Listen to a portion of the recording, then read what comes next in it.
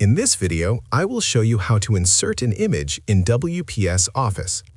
Adding images to your document helps make it more engaging and visually appealing.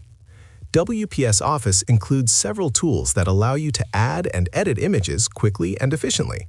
Let us get started. First, open your WPS document and go to the Home page. From there, click on Insert, then select Picture. A drop-down menu will appear showing recommended images that you can use right away. If you see an image that fits your document, simply click on it and it will be inserted instantly. If you want to use a specific image saved on your computer, click on From this device. After that, click Browse to locate the image file on your computer. Once you find the image you want, click on it and then click Open. The image will be added to your document and will be ready for editing. After inserting the image, you have full control over how it appears and interacts with your text. You can adjust the text wrapping to control how the image is positioned.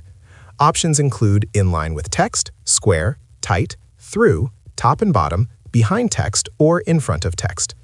Choose the layout that best matches the design and flow of your document. WPS Office also allows you to edit the image directly. You can crop the image to remove unnecessary parts, rotate it 90 degrees to the left or right, or flip it horizontally or vertically. There is also an option to extract text from the image if it contains text you need for your document. To review your changes, you can click Preview to see how everything looks. Continue making adjustments until you are satisfied with the final result. Exploring these tools will help you fully customize how your image is placed and displayed. And that is it. By following these steps, you can easily insert, adjust, and enhance images in WPS Office, making your documents look more professional and visually appealing. Try experimenting with the different options to get the best results for your project. If you found this video helpful, leave a comment, give it a like, subscribe to the channel, and don't forget to turn on the notification bell.